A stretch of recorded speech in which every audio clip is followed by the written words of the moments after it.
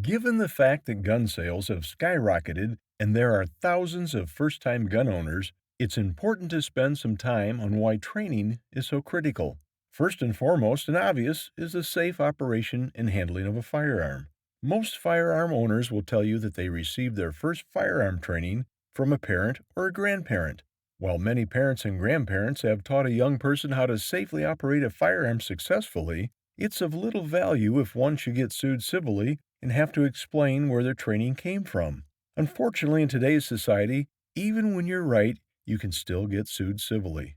30 plus years ago, while attending a conference for new sheriffs, a veteran sheriff told the new sheriffs, "I want to tell you new sheriffs something. You are going to get sued."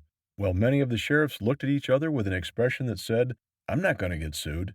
The veteran sheriff then said, "You're probably thinking, 'No, not me. I'm not going to get sued,'" which made everyone think he could read their mind. He went on to say that you can do everything right and you will still get sued.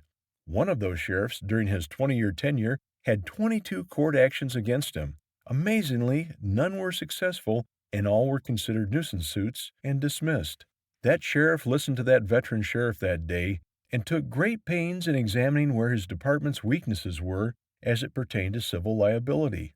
Attorneys who represent clients who sue the sheriff and counties like to target one particular area where they feel the sheriffs were vulnerable. That is the area of training. Attorneys would make claims to the court that due to lack of training, the sheriff or sheriff's deputies were liable and their client should receive damages. So you can easily see if a situation arose where you had to use deadly force, there's a strong possibility that you could be sued.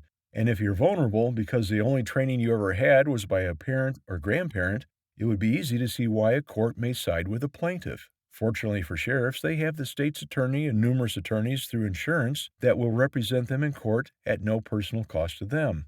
An individual citizen being sued would have to provide their own attorney at their own expense, unless, of course, they had an insurance policy that covered those types of incidents. While there are individual policies you can purchase, it may be wise to contact your insurance carrier to see if you are currently covered. By investing a few hours in training from a certified instructor, you could potentially eliminate the claim of lack of training. Those in law enforcement train their entire careers for incidents that may never occur, but the fact that they have had the training minimizes the possibility of a successful lawsuit based on the claim of lack of training. Firearm training for the first time purchaser of a firearm is important not only in the use of a firearm, but also its maintenance and being familiar with its functions and enhances the personal safety of the owner and those around him. And you may have had a beginner firearms course, and it's a great way to prepare yourself for handling a gun, but over time, it can be easy to forget different skills or facts you've learned. If you took a safety training course 5 years ago, how much of that class do you remember today? If you regularly practice or go to the shooting range, you might have retained a good bit of knowledge to get you by.